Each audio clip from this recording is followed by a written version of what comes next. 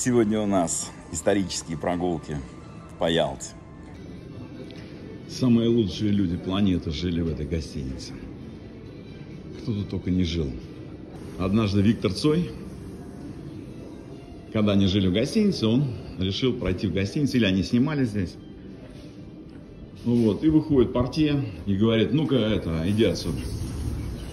И, естественно, Виктора Цоя выгнали, не пустили в гостиницу Ариан, да?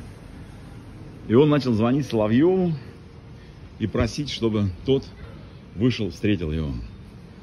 Я представляю, что когда потом узнал этот портье, что это был Виктор Цой, он, наверное, сошел с ума.